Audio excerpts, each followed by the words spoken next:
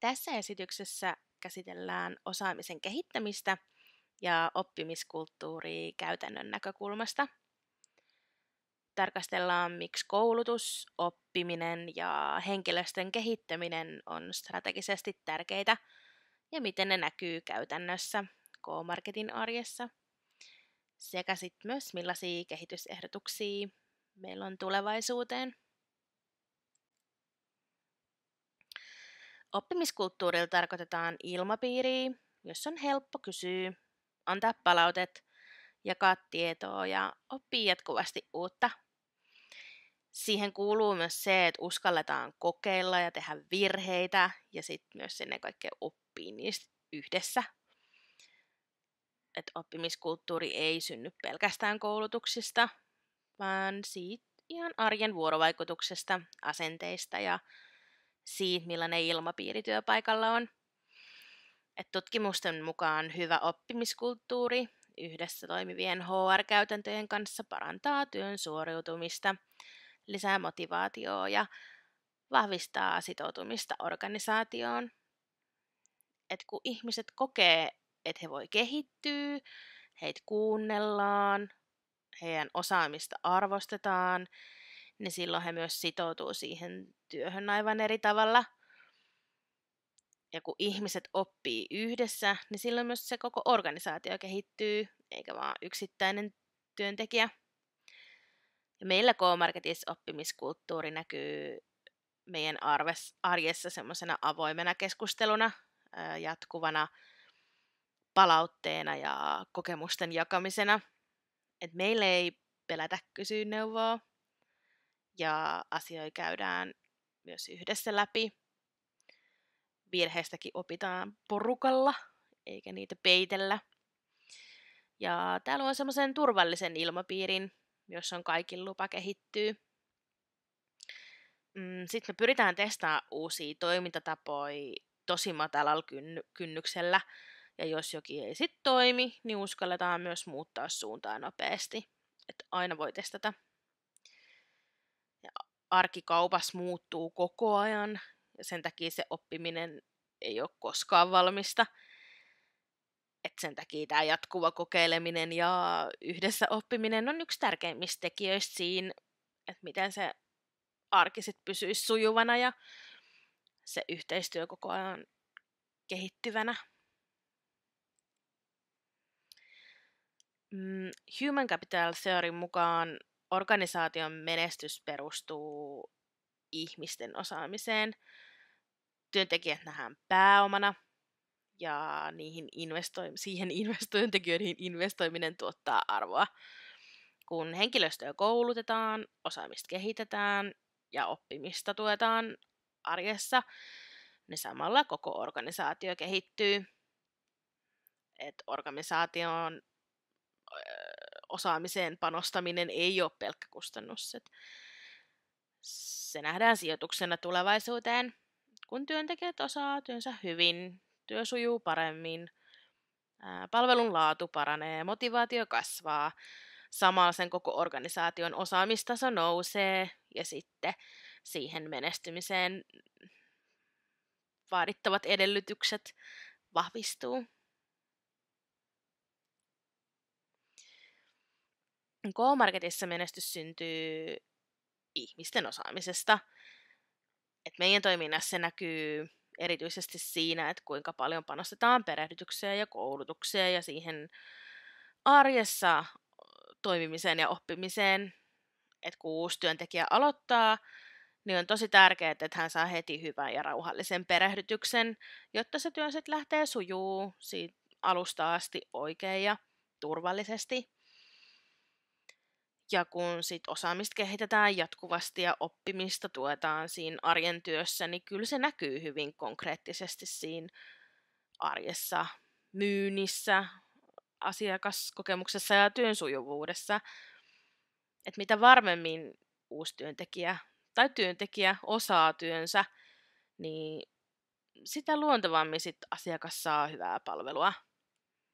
Ja samalla tietty myös virheiden määrä vähenee ja työstä tulee ylipäätään vaan sujuvampaa sekä työntekijälle että myös niin kuin koko tiimille. Ja osaaminen vaikuttaa myös siihen, että miten työntekijät niin kuin kokee oman työnsä, että kun kokee osaavansa ja saavansa tukea siihen oppimiseen, niin työ tuntuu kyllä merkityksellisemmältä ja motivaatio kasvaa. Ja tämä sitten puolestaan näkyy parempana sitoutumisena ja ylipäätään hyvänä työilmapiirinä.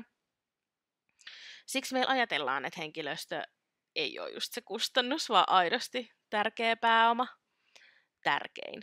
Ja kun ihmisiä investoi tämmöisen koulutuksen ja tuon ja luottamuksen kautta, niin kyllä se tuottaa tulosta ihan niin kuin päivittäin myymälän arjessa, asiakaskohtaamisissa ja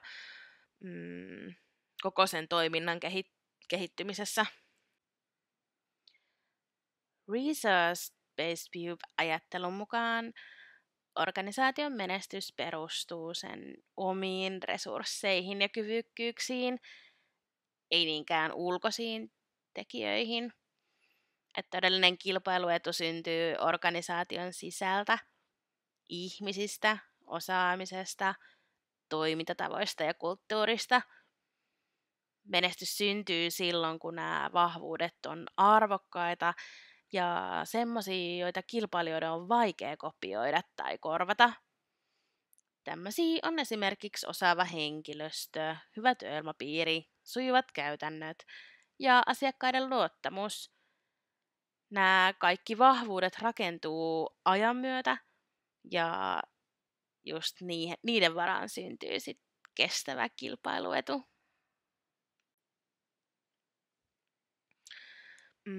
K-Marketin menestys perustuu enemmän osaavaan henkilöstöön ja siihen toimivaan arkeen kuin pelkästään tuotteisiin tai sijaintiin. Vaikka siis toki valikoima ja sijainti on tosi tärkeitä, niin ei ne yksinään riitä rakentaa sitä kestävää menestystä. Et ratkaiseva tekijä on se, että miten siellä myymälässä toimitaan joka päivä ja millaisia ihmisiä meillä siellä työskentelee. Et kyllä K-Market menestyy silloin, kun silloin on osaava ja palveluhenkinen henkilökunta, joka kohtaa ne asiakkaat ystävällisesti ja ammattitaidolla. Toimiva arki ja hyvä vuorosuunnittelu varmistaa sen, että työ ei kuormita liikaa ja asiakkaita palvellaan sujuvasti koko ajan. Et sitoutunut tiimi ja hyvä yhteishenki näkyy suoraan siinä ilmapiirissä ja sekä työntekijät että myös ihan asiakkaatkin aistii sen, että millainen tunnelma myymälässä on.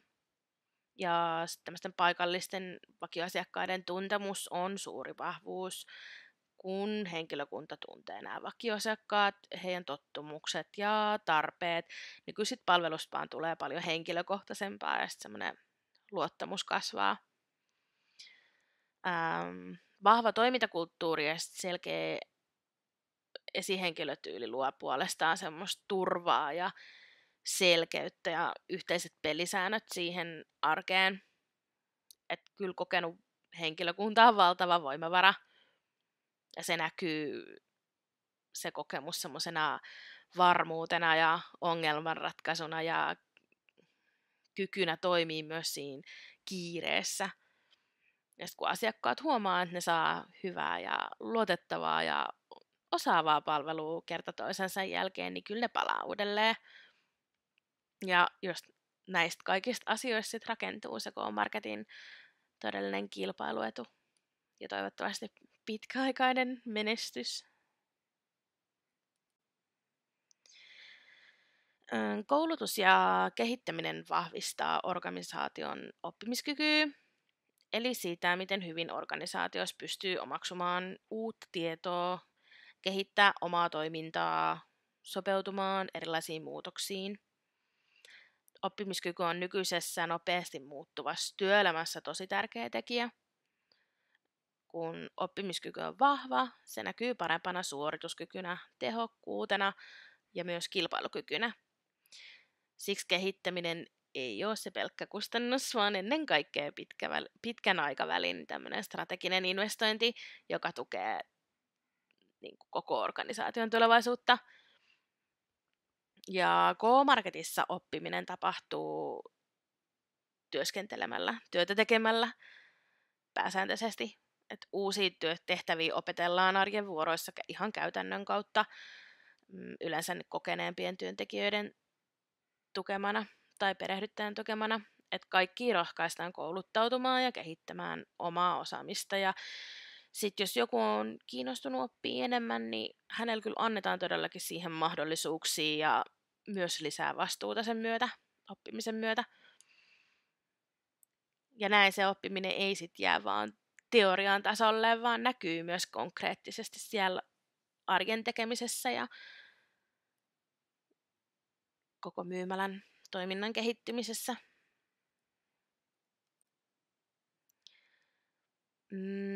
Kehityskohteena meillä on erityisesti se, että osa meidän työntekijöistä, varsinkin ehkä nuoremmat opiskelijat ja vähän tunteja tekevät, niin he saattaa jäädä toisinaan vähän irrallisiksi työyhteisöstä, eikä se niin kuin välttämättä johdu mistään haluttomuudesta, vaan usein siitä, että se työn merkitys ja sitoutumisen aste, niin ne on vähän erilaisia kuin niillä, joille se työ on jo aikaisempi osa elämää.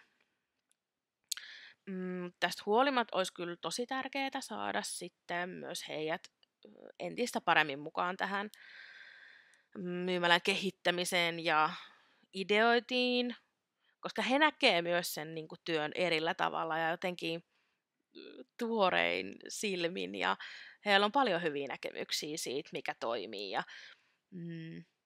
mitä voisi vielä parantaa. Kaikki työntekijät ei myöskään ole aina kyllä ihan samalla tavalla motivoituneita kehittymään.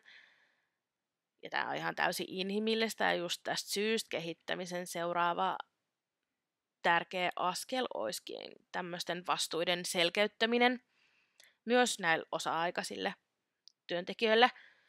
Että kun jokaisella olisi pieni oma vastuualue ja selkeä rooli, niin sitten syntyisi myös tunne siitä, että olisi aidosti tärkeä osa sitä meidän tiimiä.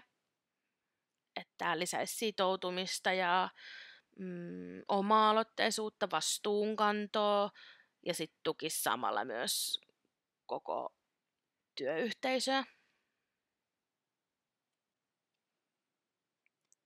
Suunnitelmallinen koulutus vahvistaa sekä työntekijöiden osaamista että myös koko organisaation oppimiskykyä.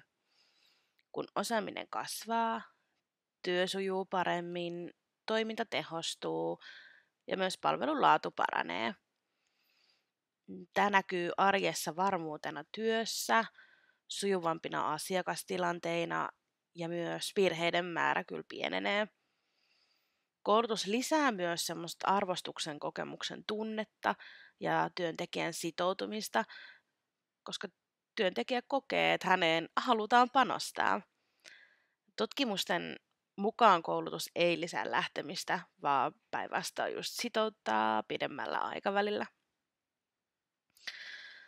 Lain näkökulmasta K-Markettia koskee laki yhteistoiminnasta yrityksissä. Täysi yhteistoimintalaki koskee yrityksiä, joissa on vähintään 50 työntekijää. Ja yrityksissä, joissa on 20-49 työntekijää, on kevyt vuoropuheluvelvoite.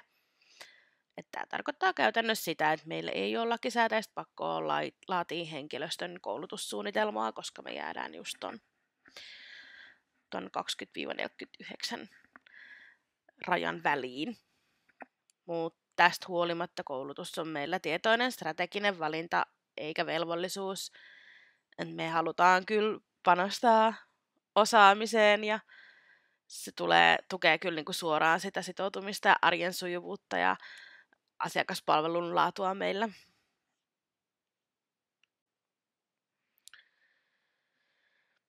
Meillä jokainen uusi työntekijä perehdytään heti alusta asti, joko pelkästään myymälän toimintatapoihin, jos hän on jo vanha kokenut tekijä, tai sitten aivan perusasioihin, kuten kassatyöskentelyyn ja erilaisiin lisäpalveluihin, jos hän on täysin uusi työntekijä. Mutta perehdytys on joka tapauksessa erityisen tärkeä vaihe, koska sen aikaa luodaan se pohja koko sille työssä onnistumiselle ja varmuudelle. Ja työn sujuvuudelle. Mitä parempi perehdytys on, sitä nopeammin uusi työntekijä pääsee heti mukaan siihen arkeen ja meidän tiimiin ja kokee olonsa varmemmaksi työssään. Ennen kuin työntekijä voi työskennellä kassalla, niin hänen tulee suorittaa ikärajavalvontapassi ja lisäksi myös tietoturvapassi, joka uusitaan vuosittain. Se on myös meidän nykyisille tai muille työntekijöille uusittava joka vuosi. Näillä varmistetaan, että toiminta on turvallista ja vastuullista ja lain vaatimusten mukaista. Lisäksi on tarjolla erilaisia lisäkoulutuksia, kuten Veikkauksen, Postin tai pakettipalveluiden koulutuksia, jotka tukee tätä K-Marketissa vaadittavaa moniosaamista ja sitten ne helpottaa sitä arjen sujuvuutta. Vaikka esimerkiksi Postin koulutus ei ole pakollinen koulutus, niin meillä on niin suuri postipiste, että me suositellaan, että jokainen meidän uusi työntekijä kävisi sen koulutuksen, vaikka toki kyllä myös perehdytetään aina siihen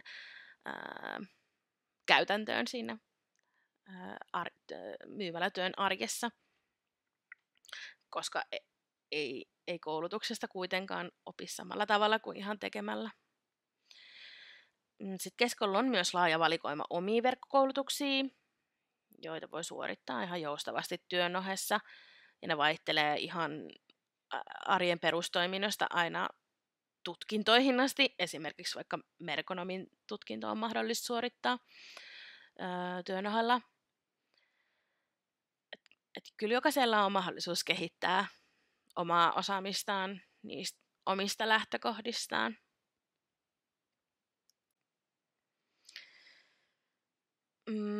Henkilöstön tulevaa koulutussuunnitelmaa kehitetään erityisesti ideoinnin, vastuun ja yksilöllisen kehittymisen näkökulmasta.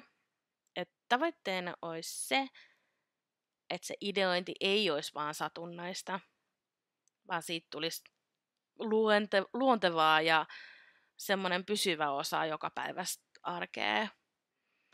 Ja tätä tuettaisiin esimerkiksi säännöllisillä ideapalavereilla sekä sitten matalan kynnyksen ideakanavilla, kuten vaikka WhatsApp-ryhmällä tai ideavihkoilla, joka löytyy vaikka kassapisteeltä.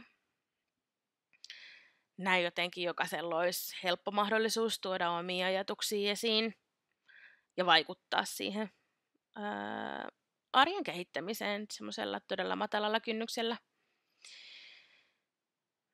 Lisäksi vastuualueet haluttaisiin jakaa entistä selkeämmin myös osa-aikaisille työntekijöille. Ja tämä tarkoittaisi esimerkiksi sitä, että joku voi vastata vaikka hävikistä, toinen kampanjoista, kolmas hyllysiisteydestä ja joku esimerkiksi vaikka somesta. Et pienet vastuualueet lisäisi kokemusta siitä, että oma työ on merkityksellistä ja jokaisella on tärkeä rooli osana kokonaisuutta. Sitten verkkokoulutuksia tultaisiin hyödyntämään aktiivisemmin osana arkea ja tutkintomahdollisuudet, kuten merkonomin opinnot, just tuotaisiin niin näkyvämmin esiin vaihtoehtoina niille, joita tämän tyyppinen opiskelu ja kehittyminen kiinnostaa. Että kaikki ei motivoisi sama polku oppia ja siksi olisikin tosi tärkeää, että erilaiset kehittämismahdollisuudet olisi helposti nähtävissä. Kehitys tuettaisiin myös säännöllisillä keskusteluilla, jos käytäisiin läpi, että mitä työntekijä haluaa oppia, että mitkä asiat häntä motivoi ja mihin suuntaan hän haluaa kehittyä. Näin se koulutussuunnitelma tukisi sitten myös sekä sen yksilön tavoitteita ja myös koko myymälän yrityksen kehittymistä pidemmällä aikavälillä. Kun me panostetaan ihmisiin, me panostetaan suoraan meidän myymälän menestykseen. Osaaminen, oppiminen ja hyvä työilmapiiri näkyy myös lopulta sinne asiakkaalle asti. Ja just siinä syntyy se meidän todellinen kilpailuetu.